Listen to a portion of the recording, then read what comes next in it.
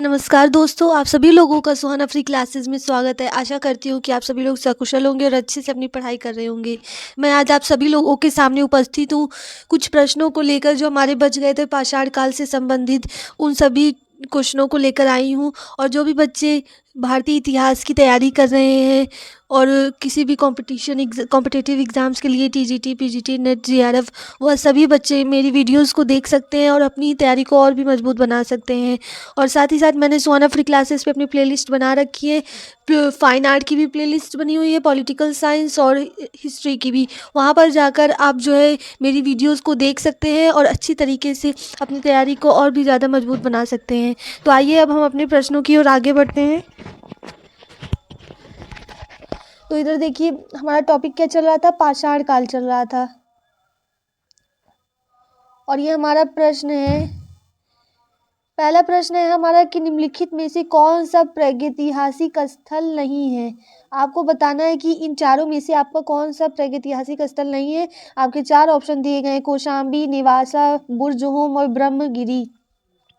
और यह आपका प्रश्न जो है पीजीटी परीक्षा 2002 में पूछा गया है।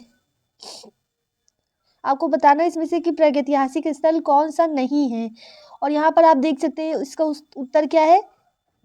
इसका उत्तर है बच्चों ए, कौशाम्बी। कौशाम्बी आपका जो है प्रागैतिहासिक स्थल नहीं है। बाकी जो बुर्जहोम है, ब्रह्मगिरी है, निवासा है, ये सभी आपके क्या है, प्रागैतिहासिक स्थल हैं। आइए चलिए अब हम इसकी व्याख्या को देख लेते हैं। व्याख्या से क्या होता है कि आपको और अच्छी तरीके से समझ में आ जाता है। कौशाम्बी प्रागैतिहासिक स्थल काल का स्थल नहीं है, शेष स्थल प्रागैतिहासिक कालीन है, जैसे कि बुर्जहोम, निवासा और ब्रह्मगिरी, ये सब क्या है आपके प्रागैतिहासिक काल के स्थल हैं। अब यहाँ देखते हैं कि कुछ अन्य महत्वपूर्ण तथ्य बताया हुआ है, उसको देख लेते हैं। पहला पॉइंट आपका क्या है बच्चों, पहला पॉइंट है आपका कि ब्रह्मगिरी कर्नाटक में स्थित एक नवपाषाण कालीन स्थल है। तो आपका जो ब्रह्मगिरी है प्रागैतिहासिक काल का, वो कहाँ पर है आपका, यहाँ से एक प्रश्न बन सकता है। तो बताइए, कर्नाटक का है और एक नवपाषाण कालीन स्थल है। कैसा है, नवपाषाण कालीन। आइए अब हमारा दूसरा जो है पॉइंट है कि नेवासा अहमदनगर जिले महाराष्ट्र में स्थित एक ताम्र पाषाणिक स्थल है। यहाँ से बच्चों आपका दूसरा प्रश्न बन सकता है। अगर आपसे कोई पूछे कि नेवासा किस राज्य में, तो बताइएगा महाराष्ट्र के अहमदनगर जिले में है। और साथ ही साथ ये कैसा स्थल है, तो ब्रह्मगिरी तो आपका जो है नवपाषाण कालीन स्थल है, लेकिन जो नेवासा है आपका बच्चों, वो जो है ताम्र पाषाण कालीन स्थल है। कैसा, ताम्र पाषाणिक स्थल है। और ब्रह्मगिरी आपका कैसा था, ब्रह्मगिरी आपका जो है नवपाषाणी कालीन स्थल था। और यहाँ से पटसन का साक्ष्य प्राप्त हुआ है या जौरवे संस्कृति से संबंध है। तो निवासा, यहाँ से तीसरा प्रश्न आपसे बन सकता है, आपसे पूछेगा कि पटसन का साक्ष्य कहाँ से प्राप्त हुआ है। तो आप बताइएगा यह आपके निवासा से प्राप्त हुआ है, जो कि अहमदनगर जिले महाराष्ट्र में है। और साथ ही साथ इसका संबंध किससे है, तो निवासा का संबंध बच्चों आपका जो है उससे है, जौरवे संस्कृति से। जौरवे संस्कृति आपकी जो महाराष्ट्र में थी ना, ठीक है। आइए हम अपने दूसरे प्रश्न की ओर बढ़ते हैं। हमारा दूसरा प्रश्न है कि मनुष्य ने कृषि का ज्ञान प्राप्त किया। आपको बताना है कि मनुष्य ने कृषि का ज्ञान कब प्राप्त किया।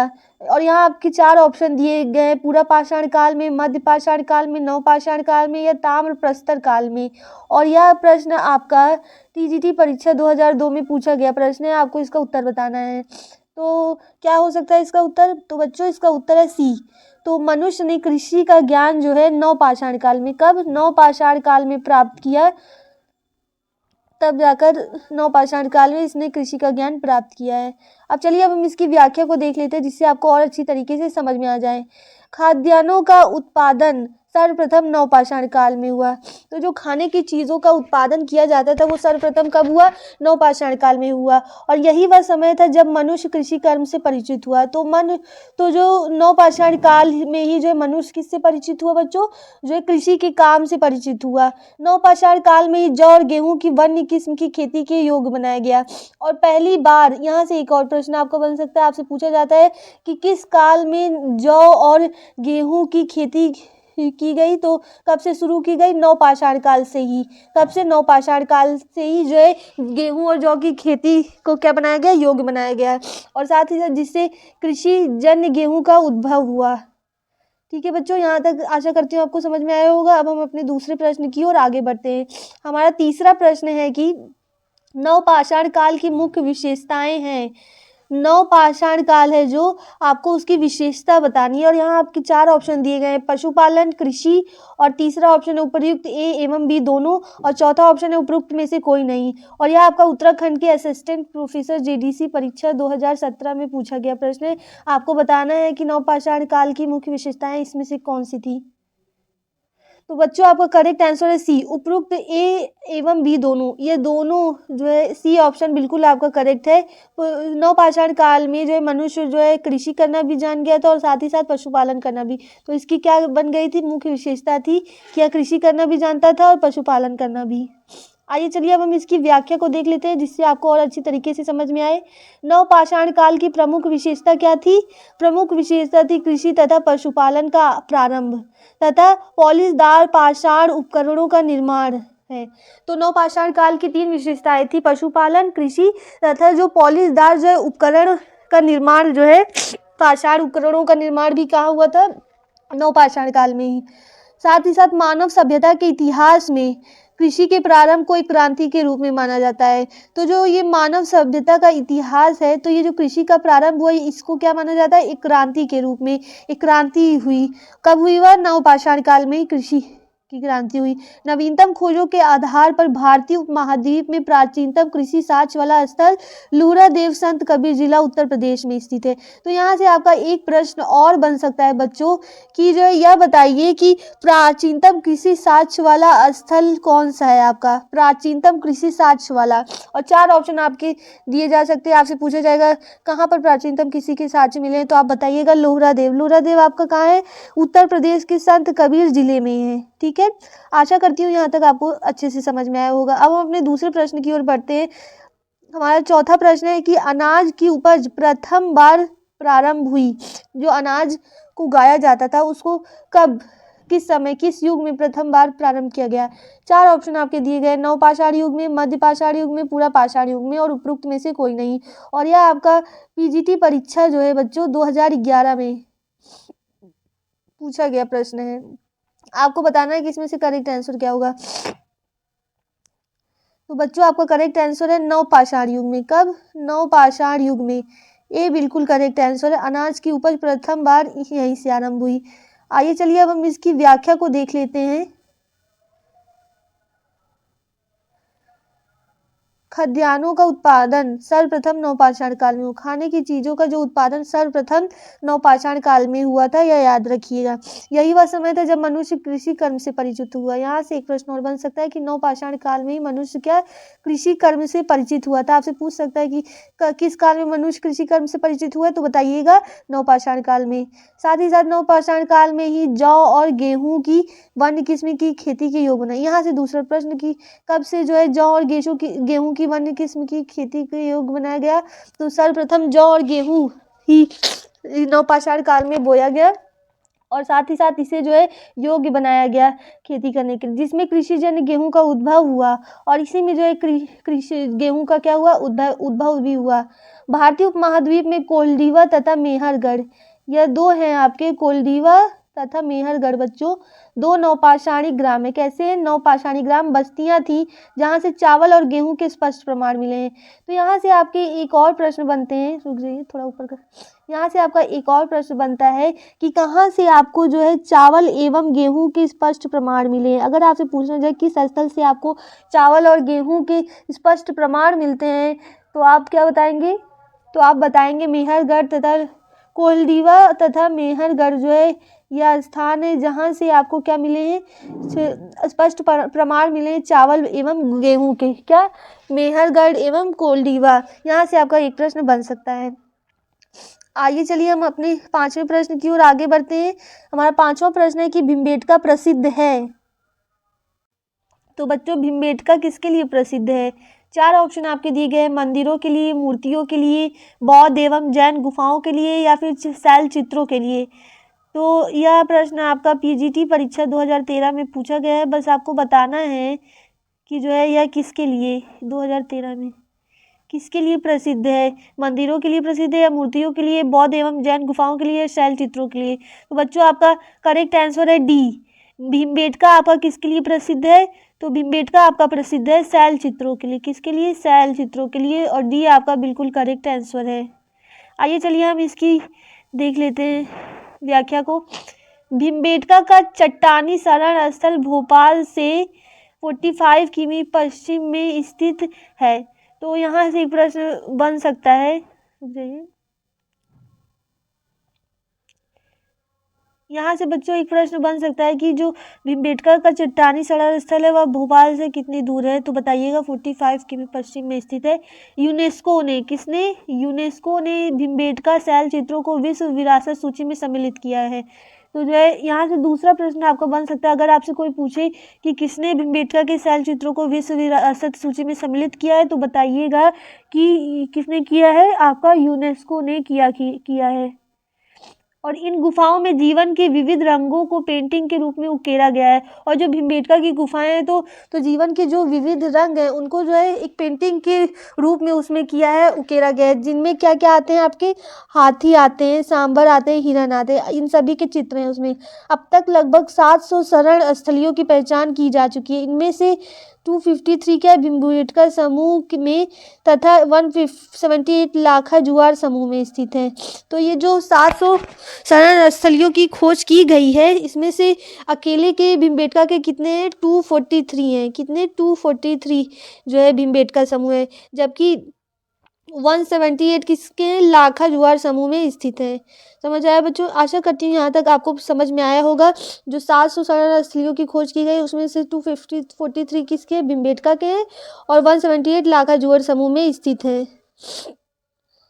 आइए चलिए हम अपने छठवें प्रश्न की ओर आगे बढ़ते हैं। हमारा छठवां प्रश्न है कि निम्नलिखित में से कौन सा स्थान पूरा पाषाण और मध्य पाषाण कालीन चित्रित शैलाश्रयों के लिए जाना जाता है? तो आपको बताना है कि कौन सा स्थान जो है पूरा पाषाण और मध्य पाषाण कालीन शैलाश्रयों के लिए जाना जाता है। 4 ऑप्शन दिए हैं, उतनूर, उयूर, भीमबेटका और बैराट। और यह आपका मध्य प्रदेश के असिस्टेंट प्रोफेसर परीक्षा 2017 में पूछा गया है प्रश्न। तो यह आपका 2017 में पूछा गया। आपको बताना है कि पूरा पाषाण और मध्य पाषाण कालीन चित्रित शैलाश्रय किस इन चारों में से कौन जाना जाता है? तो आपका करेक्ट आंसर है बच्चों सी, भीमबेटका। जो भीमबेटका है आपका वो पूरा पाषाण और मध्य पाषाण काल के शैलाश्रयों के लिए क्या जाना जाता है।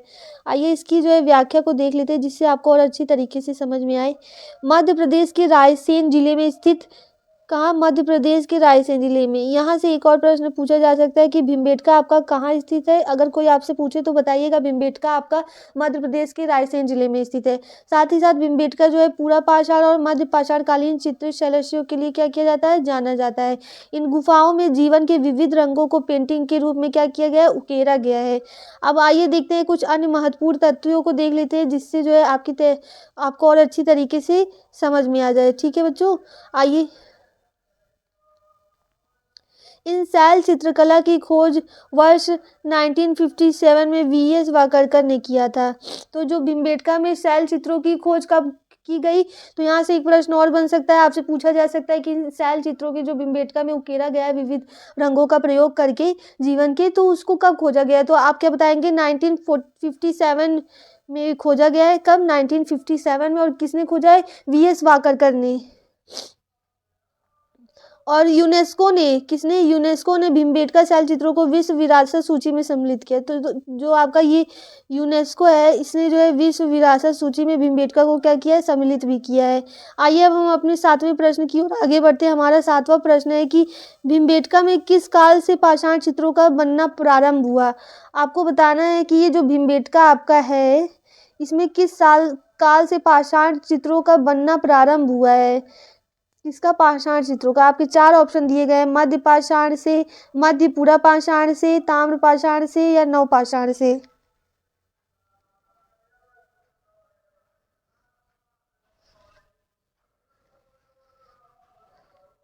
और यह आपका यूपी पीजीटी परीक्षा 2021 में रिसेंट में पूछा गया प्रश्न है। आपको बताना है इसका करेक्ट आंसर कि जो है भीमबेटका में किस काल से पाषाण चित्रों का बनना प्रारंभ हुआ। तो यहाँ देखिए इसका करेक्ट आंसर व्याख्या में हम देखते हैं। पूरा पाषाण और मध्य पाषाण, क्या पूरा पाषाण और मध्य पाषाण युग के लोग चित्र बनाते थे, क्या बनाते थे, चित्र। प्रागैतिहासिक कलाकृतियां तो कई स्थानों पर पाई जाती हैं, परंतु मध्य प्रदेश का भीमबेटका, जो प्रागैतिहासिक कलाकृतियां हैं बहुत जगह पाई जाती है, लेकिन जो भीमबेटका है मध्य प्रदेश में स्थित है वह क्या है, अद्भुत है। यह भोपाल से कितने दूर है, 45 किलोमीटर दूर की तरफ दक्षिण विंध्य पर्वत पर स्थित है।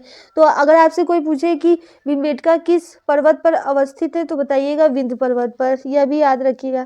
इसमें 10 वर्ग किमी क्षेत्र में बिखरे, इसमें 10 वर्ग किलोमीटर क्षेत्र में बिखरे 500 से भी ज़्यादा अधिक चित्रित गुफाएं हैं। तो यहाँ से दूसरा प्रश्न आपका बन सकता है, आपसे पूछा जा सकता है कि कितनी जो है कितनी जो है चित्रित गुफाएं यहाँ पर मिली हैं आपको, तो बताइएगा 500 से भी अधिक चित्रित गुफाएं आपको क्या भीमबेटका में मिली हैं। इन गुफाओं के चित्र जो है पूरा पाषाण काल से मध्य पाषाण काल के बीच है, क्या है, पूरा पाषाण से मध्य पाषाण काल तक के हैं। और पूरा पाषाण और मध्य पाषाण में क्या बनते थे, चित्र बनते थे।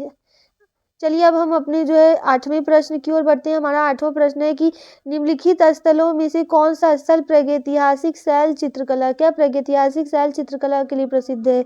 और यहाँ 4 ऑप्शन आपके दिए गए, अजंता, बाघ, भीमबेटका, अमरावती। और यह आपका जो पीजीटी परीक्षा थी 2013 की उसमें पूछा गया था प्रश्न, तो आपको करेक्ट आंसर बताना है। प्रागैतिहासिक शैल चित्रकला के लिए जाना जाता हो, तो आपका करेक्ट आंसर है सी, भीमबेटका आपका जो प्रागैतिहासिक शैल चित्रों के लिए जाना जाता है, तो ऑप्शन नंबर सी बिल्कुल करेक्ट है। और आइए अब इसकी व्याख्या को देख लेते हैं। प्रागैतिहासिक चित्रकला का श्रेष्ठ उदाहरण मध्य प्रदेश के रायसेन जिले स्थित भीमबेटका के शैलाश्रय तथा गुफाएं हैं। तो जो प्रागैतिहासिक चित्रकला का सर्वश्रेष्ठ उदाहरण कौन सा, मध्य प्रदेश के रायसेन जिले में जो भीमबेटका है उसकी शैलाश्रय एवं गुफाएं हैं।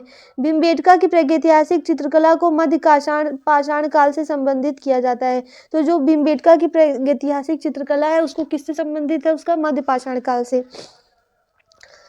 आइए चलिए कुछ अन्य महत्वपूर्ण तथ्यों को भी देख लेते हैं। पहला पॉइंट है आपका कि अजंता तथा बाघ, क्या अजंता तथा बाघ की शैलकृत गुफा चित्रकला ऐतिहासिक कालीन मौर्य काल के बाद की है। तो अगर आपसे पूछा जाए कि किसकी शैलकृत गुफा जो है मौर्य काल के बाद की है, तो बताइएगा अजंता तथा गुफा की जो शैलचित्र है वो जो है मौर्य काल की क्या है, बाद की है। यहाँ देखिए आपका दूसरा पॉइंट है कि अमरावती, क्या अमरावती अपने स्तूप स्थापत्य के लिए प्रसिद्ध है, जिसे शुंग कालीन या सातवाहन कालीन में माना जाता है। यहाँ से आपका दूसरा प्रश्न बन सकता है, आपसे पूछा जा सकता है कौन सा स्थल जो है अपने स्तूप स्थापत्य के लिए प्रसिद्ध है तथा जिसे शुंग कालीन या सातवाहन कालीन माना जाता है। तो शुंग कालीन या सातवाहन कालीन कौन सा माना जाता है किस स्थल को, तो बताइएगा अमरावती। तो यहाँ पे आपके 2 पॉइंट्स बिल्कुल क्लियर होते हैं। आइए अब हम अपने 9वें प्रश्न की ओर आगे बढ़ते हैं। हमारा 9वां प्रश्न पूछ रहा है कि शैल चित्रकारी के लिए प्रसिद्ध प्रागैतिहासिक स्थल निम्नलिखित में से कौन सी है। तो शैल चित्रकारी के लिए पूछा है और यहाँ 4 ऑप्शन दिया गया है, लंगनाज, बिरभानूर, नागार्जुनकोंडा और भीमबेटका। और यह आपका पीजीटी परीक्षा 2016 में पूछा गया प्रश्न है, कब, 2016 में। आपको इसका करेक्ट आंसर बताना है। शैल चित्रकारी के लिए कौन सा स्थल जो है प्रागैतिहासिक स्थल जो है प्रसिद्ध है, तो आपका क्या है आंसर, भीमबेटका। शैल चित्रकारी के लिए जो कि मध्य प्रदेश के रायसेन जिले में है, भीमबेटका ही क्या है, प्रसिद्ध है आपका। अब चलिए हम अपने 10वें प्रश्न की ओर बढ़ते हैं। हमारा 10वां प्रश्न है कि निम्नलिखित स्थलों में से कौन सा प्रागैतिहासिक स्थल चित्रकला के लिए प्रसिद्ध है। आपको इसमें बताना है कि कौन सा स्थल जो है शैल चित्रकला के लिए प्रसिद्ध है। यहाँ 4 ऑप्शन आपके दिए गए, बाघ, अजंता, भीमबेटका, अमरावती। और यह आपका जीआईसी परीक्षा यूपी के 2015 में पूछा गया प्रश्न है, आपको करेक्ट आंसर बताना है। तो बच्चों प्रागैतिहासिक शैल चित्रकला के लिए कौन सा स्थल प्रसिद्ध है, तो आपका सी, भीमबेटका प्रसिद्ध है, जो कि मध्य प्रदेश के रायसेन जिले में स्थित है। और भोपाल से कितने किलोमीटर दूर है, भोपाल से 45 किलोमीटर दूर है। आइए अब हम अपने 11वें प्रश्न की ओर बढ़ते हैं। हमारा 11वां प्रश्न क्या है, प्रागैतिहासिक चित्रकला के उदाहरण मिले हैं। तो प्रागैतिहासिक चित्रकला के उदाहरण आपको कहाँ से मिले हैं ये आपको बताना है। और यह आपका यूपी जीआईसी प्रवक्ता परीक्षा 2017 में, कब, यूपी जीआईसी प्रवक्ता परीक्षा 2017 में पूछा गया प्रश्न है। और यहाँ 4 ऑप्शन आपको दिए गए हैं, अजंता की गुफा में, बाघ की गुफा में, एलोरा की गुफा में या भीमबेटका के शैलाश्रयों में, कब, भीमबेटका के शैलाश्रयों में। और आपको करेक्ट आंसर बताना है।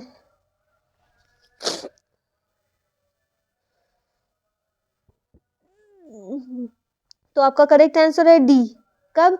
भीमबेटका के शैलशियों में प्रागैतिहासिक चित्रकला के उदाहरण मिले। किसके प्रागैतिहासिक चित्रकला के जो है उदाहरण भीमबेटका के शैलशियों में मिले हैं। चलिए अब हम अपने 11वें प्रश्न को देख लेते हैं। हमारा 11वां प्रश्न है कि प्रसिद्ध भीमबेटका गुफाएं कहाँ स्थित हैं आपकी। प्रसिद्ध भीमबेटका गुफाएं कहाँ स्थित हैं आपकी, वो बताना है। और 4 ऑप्शन दिए गए, भोपाल में, रायसेन में, धार में या होशंगाबाद में। और यह आपका यूपी जीआईसी प्रवक्ता परीक्षा 2009 में, यूपी जीआईसी प्रवक्ता परीक्षा 2009 में पूछा गया प्रश्न है।